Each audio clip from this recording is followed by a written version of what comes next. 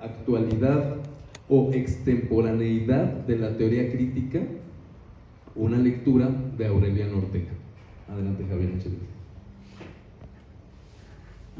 Hola a todos, bueno, a todas, todos, como dicen ahora.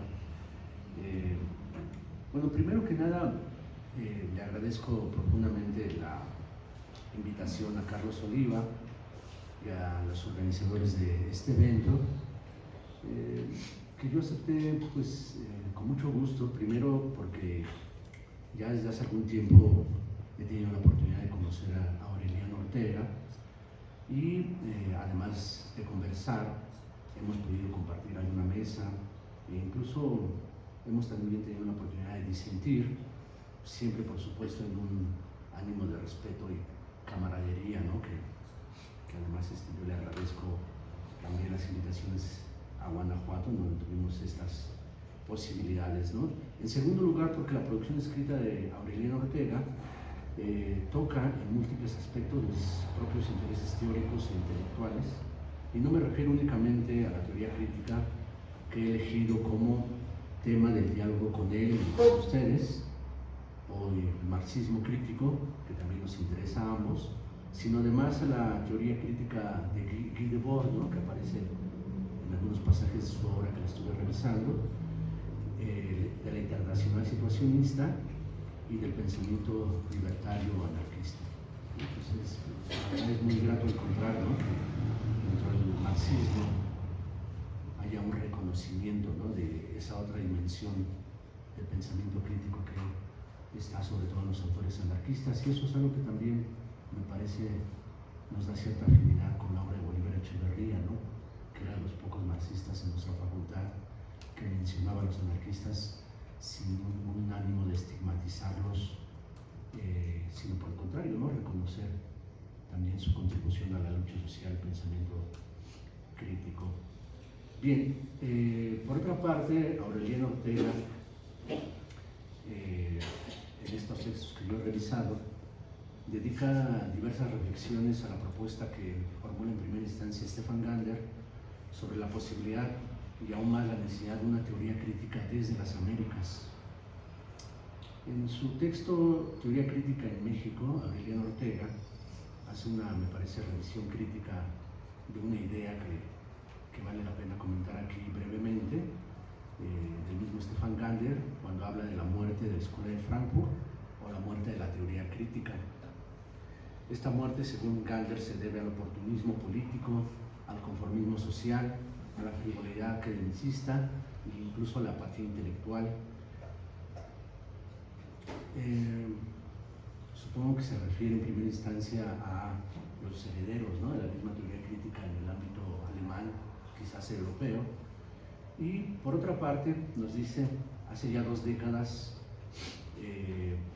ha habido una fase de elitismo universitario e intelectual que ha bloqueado la presencia social en la teoría crítica de la sociedad. Entonces Gander se propone, por tanto, restablecer la capacidad radicalmente crítica de la teoría social que defendió, por ejemplo, un Max Horkheimer, una teoría crítica que está a favor, por supuesto, de la emancipación humana. Se propone igualmente formular una teoría crítica desde las Américas. Tal posibilidad, nos dice, se abre a partir de la necesidad de una teoría crítica desde la realidad misma del continente americano. Gander agrega en otro texto, este es el texto que estaba mencionando en 2016, que se trata de proporcionar elementos conceptuales para el rescate de una interpretación no conformista de la teoría crítica, a contracorriente de la hoy en día, también en México, existente moda filosófica de quitarle la espina crítica a la escuela teórica y de investigación social.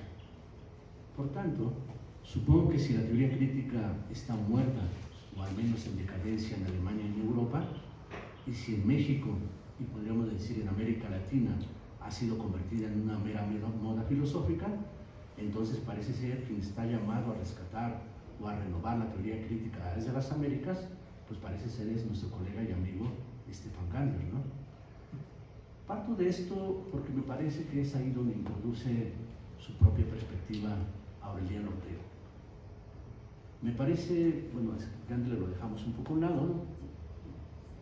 Con su esfuerzo intelectual para rescatar a la teoría crítica en México y desde las Américas, pero me interesa en esta ocasión discutir lo que nos propone Aureliano Ortega. Me parece que ante esta propuesta Aureliano Ortega nos ofrece una otra posibilidad de pensar la necesidad de una teoría crítica en México y supongo en América Latina. Ante la afirmación de la muerte de la teoría crítica de Gandler, Aureliano distingue entre la escuela, propiamente digamos la institución, y el proyecto de investigación teórica y de intervención social llamado precisamente teoría crítica. Cuestiona entonces la identidad entre los fundadores de la teoría crítica, podríamos decir incluso la primera generación de la teoría crítica, y sus herederos, tanto en Europa como en América. Cuestiona además, de paso, ¿no?, el trabajo de Ambra Polidori y Raimundo Mier en México, por su amplitud inverosímil, dice, en el que no encuentra restricciones epistémicas, conceptuales, ni tampoco histórico-temporales. Me parece que el juicio sobre el libro, estos dos tomas que publicaron sobre teoría crítica, no para siempre se llama, si mal no recuerdo, además yo también contribuyo con un texto sobre la teoría crítica de Guy Debord. No voy a defender mi texto, que se defienda solo ya. Pero tiene razón Aureliano, ¿no? Hay una especie como de abuso de la palabra teoría crítica que vale la pena discutir, ¿no?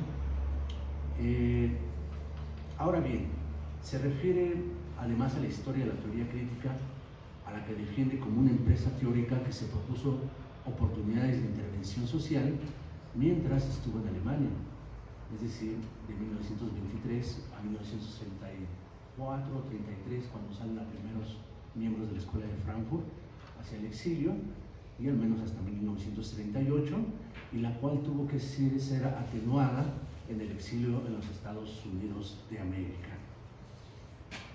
Yo creo que el tono ciertamente militante y más políticamente comprometido en la obra en el exilio de la Escuela de Frankfurt es verdad, ¿no? No hay tanto esta reivindicación tan abiertamente política, y sin embargo también ahí se conforma, ¿no?, la obra más productiva y profundamente crítica de la Escuela de Frankfurt, ¿no? Bueno, la misma dialéctica de la Ilustración, en fin, digamos, solo lo apunto como una pequeña observación. Fundada en 1923, después de la derrota del proletariado, el Instituto reformula sus objetivos con el ascenso del nacionalsocialismo en 1933, y sobre todo cuando Max Horkheimer llega a la dirección del instituto. Llega en 1931, ¿no? No el 33, si mal no recuerdo, pero digamos son pequeñas cosas. Cuando los esfuerzos intelectuales de sus miembros se encaminan a los estudios sobre la personalidad autoritaria, los soportes psicológicos sociales del fascismo y el surgimiento del antisemitismo, y principalmente la crítica de la teoría tradicional a partir de la crítica de la economía política y una lectura del psicoanálisis de Freud. Completamente de acuerdo, ¿no? Me parece son uno de los elementos más centrales de la teoría crítica. En este sentido, Aureliano Ortega ubica 3 vías de investigación de la teoría crítica. Primero, el análisis crítico de los soportes teóricos y conceptuales de la teoría tradicional. Segundo, el examen igualmente crítico de la deriva de la razón en el despliegue histórico de la modernidad.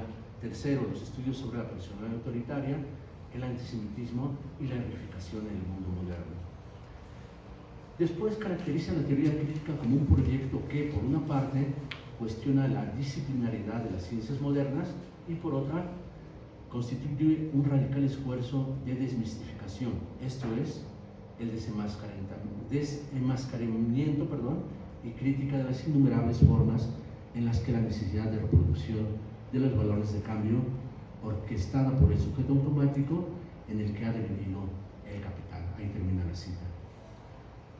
Siguiendo Adorno, Aureliano Ortega afirma que la teoría crítica consiste en un complejo teórico en el que se juxtaponen desmitificación, antidogmatismo y negatividad.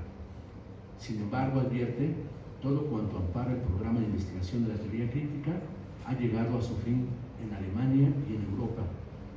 Esta desaparición corresponde al declive de la modernidad en Europa en general. Se pregunta entonces, refiriéndose a Stefan Gandler, ¿Es posible el arraigo y el desarrollo de un programa inspirado en la teoría crítica desde las Américas? Ortega considera que esta posibilidad se juega en el terreno del pensamiento puro y particularmente en el espacio de la academia. Se está jugando, no se está poniendo en juego, digamos. Pasa entonces a una consideración que me parece muy interesante, una consideración de orden más histórico en nuestro propio contexto. Nos dice que para lograr este arraigo, esta posible renovación de la teoría crítica en México y América Latina, ¿no? El pensamiento crítico se ha tenido que enfrentar a algunos obstáculos, ¿no? Como por ejemplo la ausencia de un cuestionamiento teórico en México, con la excepción de José Revueltas. Particularmente esa ausencia se vislumbra o esa ausencia se confirma en el Partido Comunista, y entonces hace una enumeración que me parece interesante. Primero, la inexistencia de una sólida tradición intelectual de izquierda en México y por ende de una tradición filosófica. Segundo, la subordinación del Partido Comunista Mexicano a la Tercera Internacional. Tercero, la ausencia de un apremio teórico, pues los manuales de la Unión Soviética suplían la penosa labor del pensar.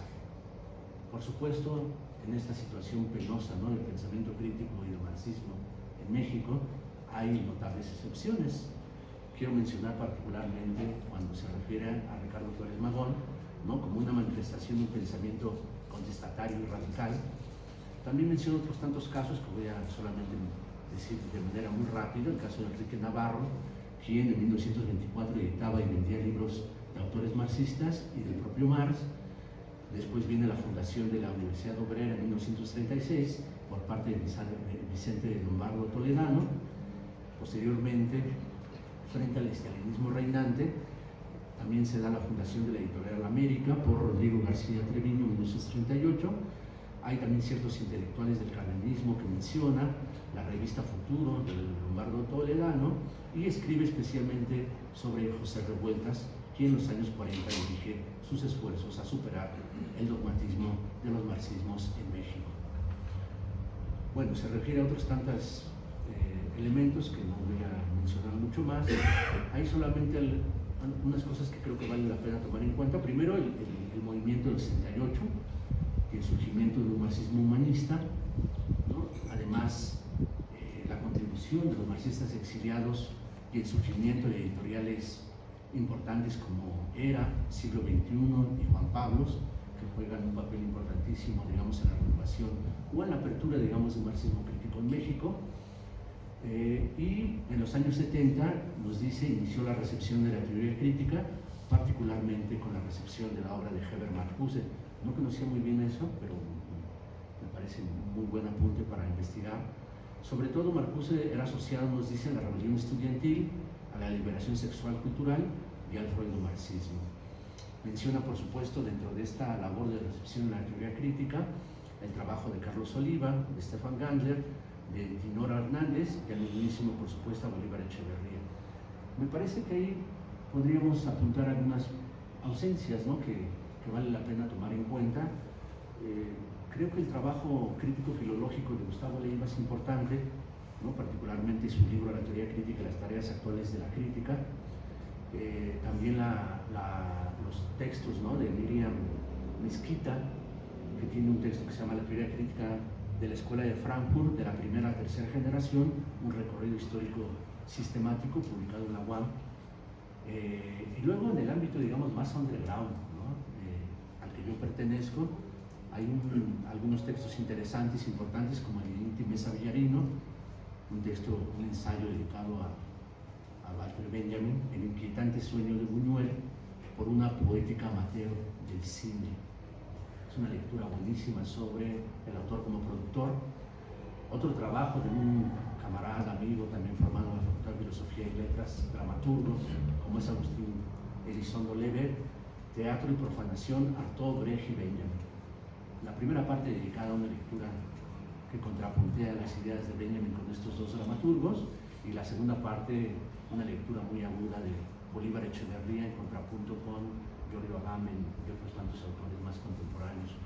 Bolívar Echeverría está sirviendo de bisagra, ¿no?, para un diálogo bastante productivo con los marxismos del pensamiento crítico contemporáneo. contemporáneo. Eso no lo ignora obviamente Aureliano Ortega, siempre está dialogando con él constantemente. Y de nuestro amigo, ¿no? De nuestro joven amigo Andrés Luna, Las figuras de la crítica, que dedica un texto a Heber Marcuse y la particularidad de la crítica en su obra, ¿no? Entonces, bueno, son, digamos, textos que siempre hacen falta, ¿no? Revisar más exhaustivamente, los tendríamos que sumar a una especie de repositorio, ¿no? Para que quien estuviese interesado en estos temas pudiese abordarlo. Bien, 5 minutitos. Wow, esto se va de volada, ¿no? Bueno, entonces voy a pasar a las conclusiones. Voy a mencionar algo muy rápido, ¿no? Creo que voy a hacerlo a partir de las conclusiones porque todavía me sobran bastantes. Entonces, hay otro texto que dedica, este texto que cité se llama La teoría crítica en México hoy, ¿no? Y hay otro texto que también escribe que me parece muy interesante, el de la teoría crítica. No, la teoría crítica en México y la teoría crítica hoy, ¿cierto? Bueno, en suma, para ir apuntando ya cerrando, la propuesta de Aureliano Ortega para la renovación de la teoría crítica desde México o desde las Américas nos invita a reflexionar no solo sobre la recepción histórica de la teoría crítica en nuestro contexto, ¿no? Eso me parece el primer elemento importante, es decir, tenemos que hacerlo a partir de nuestro propio contexto, de nuestra propia historia, ¿no? Y para eso nos remitimos no únicamente a la recepción de la teoría crítica, sino además a la recepción del marxismo, de los pensamientos críticos, de los que aparecen también, como decía hace rato, los anarquistas. Ese sería un primer elemento. Además, sobre la historia de la propia posición teórica y crítica, particularmente del marxismo, que si bien no ha sido muy abundante, sin embargo, ha tenido figuras importantes, como decíamos antes, José Revueltas y el mismo Bolívar Echeverría. En el caso de Bolívar Echeverría me parece que es una experiencia, decía Walter Benjamin, no hay modelos en este mundo, pero sí que hay experiencias ejemplares. Bolívar Echeverría es una experiencia ejemplar, porque Bolívar Echeverría contribuye de diversas maneras a la reflexión de la teoría crítica en México, no solamente de la teoría crítica de Benjamin, de Marx y de otros tantos autores, como traductor, como comentarista, como crítico de la obra de estos autores y además como teórico de la modernidad. Nada más para dejarlo apuntado ahí, completamente de acuerdo en este punto con Aureliano.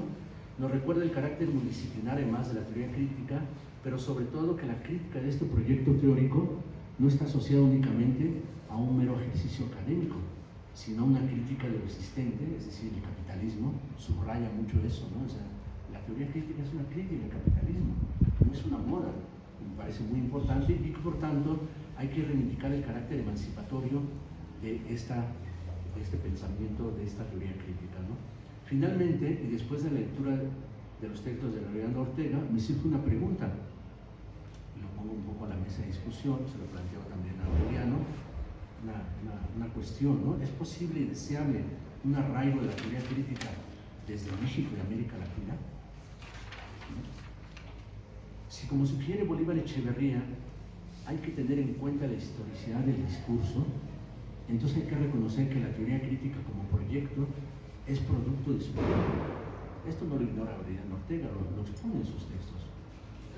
Lo que viene es lo que me gustaría como plantearles, ¿no? Y plantearles a ustedes.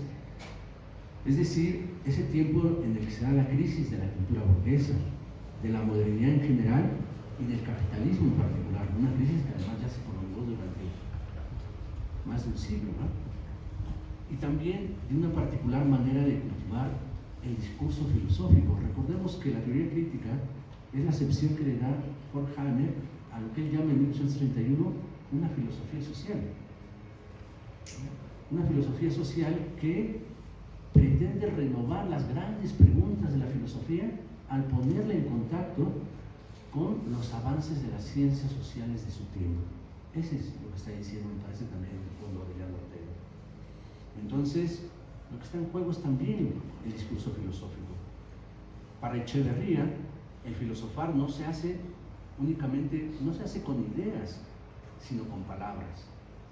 Se trata de un modo peculiar de usar la lengua, que se desenvuelve dentro del peculiar estado histórico en que se encuentra esa lengua y en medio de las configuraciones concretas que han adoptado los distintos usos o hablas de la misma.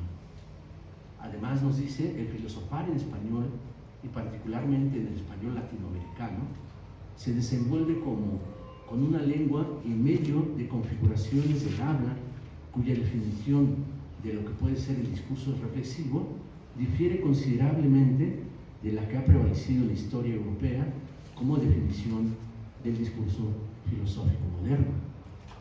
Eso me parece también podría aplicar para pensar esta propuesta de Aureliano Ortega sobre la posibilidad de un arraigo de la teoría crítica en América Latina o en México. Lo que ha sido y el modo como ha sido la filosofía moderna solo puede explicarse como resultado de la destrucción del discurso teológico por parte de la revolución cultural que conocemos como la reforma protestante del cristianismo, apunta Echeverría, y solo en 3 de las lenguas europeas modernas, el francés, el inglés, el alemán, en aquellas cuyas sociedades se reestructuran bajo el impacto de la reforma, se da, y en cada una de ellas de forma muy diferente, la conformación de un discurso filosófico específico, de un discurso reflexivo post-teológico. Entre ellas, por supuesto, no se encuentra la lengua española, como tampoco las otras del que se mantuvo como orbe católico mediterráneo.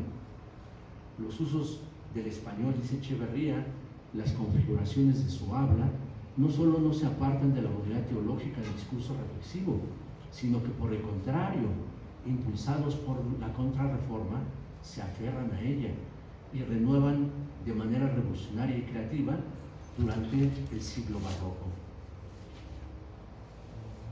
El español entonces se comporta como si no necesitara desarrollar un discurso filosófico moderno propio, como si su modo tradicional de cultivar la reflexión fuera más efectivo y poderoso, incluso para los tiempos modernos, que el de la filosofía que se cultiva más allá de los Pirineos.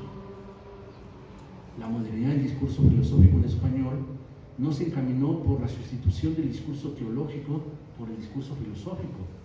Tuvo otras vías de realización y cultivo, menos atadas a la ciencia y más a la poesía. En este sentido, me parece, la propuesta de Bolívar Echeverría estaría más cerca de la propuesta de un Benjamin, ¿no?, que propiamente de la propuesta de un Max Horkheimer, ¿no?, una teoría crítica.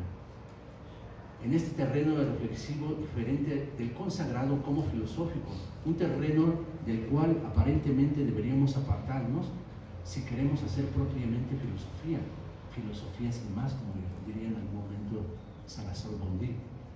Sin embargo, advierte Echeverría, hay que tener en cuenta que si hoy se habla, y con razón, de la existencia de varias modernidades alternativas dentro de la modernidad europea, de igual manera se puede hablar también de varios modos del discurso reflexivo moderno, sin reducir al modo que ha reservado para sí el nombre de filosofía.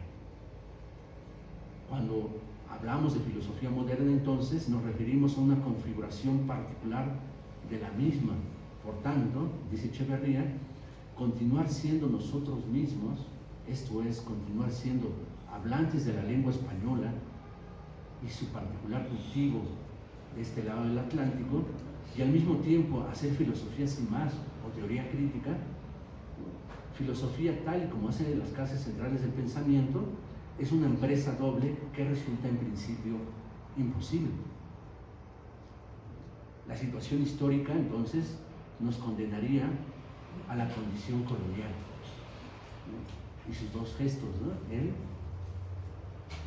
fervor sucursálero, dirían Gustavo Leiva y Carlos Pereda, y el afán de novedades, ¿no? Sin embargo, nos recuerda Echeverría, tenemos la estrategia barroca que nos ha permitido sobrevivir durante ya varios siglos. Es posible cultivar una filosofía sin más, pero siempre que lo hagamos a nuestro modo, a nuestra manera. Nuestro pensar por nosotros mismos, con autonomía y originalidad, que me parece que está en el fondo de la propuesta de Aureliano Ortega, debe consistir no tanto en sumarnos a un proyecto reflexivo para el cual no disponemos de los modos de producción idóneos, sino más bien en servirnos de él para reafirmarnos en los modos del discurso reflexivo que sí son cultivables a partir de nuestra lengua y los usos de la misma que se generan en nuestras sociedades. Entonces, me parece que este amplio pasaje que he citado de Bolívar Echeverría nos da la clave para pensar, ¿no? Más que sumarnos al proyecto quizás, ¿no?, de la teoría crítica, se trata de apropiarnos de este discurso, fagocitarlo, devorarlo, ¿no?, y construir un discurso propio. En ese sentido, dice Echeverría, esto nos lo permite la estrategia barroca, que no solamente se ha dado en el ámbito de la cultura, sino también la producción escrita. Dice, por eso, ¿no?, el discurso crítico, el pensamiento crítico en México, en América Latina, ha tenido la particular predilección de las formas aparentemente menores, ¿no?, del discurso escrito, como pueden ser el discurso ensayístico, ¿no?, el comentario, la traducción, ¿no?, incluso dice Benjamin, el plagio. Bueno, con esto finalizo. Muchas gracias por la invitación y lo dejo como una pregunta abierta. Muchas gracias, Javier.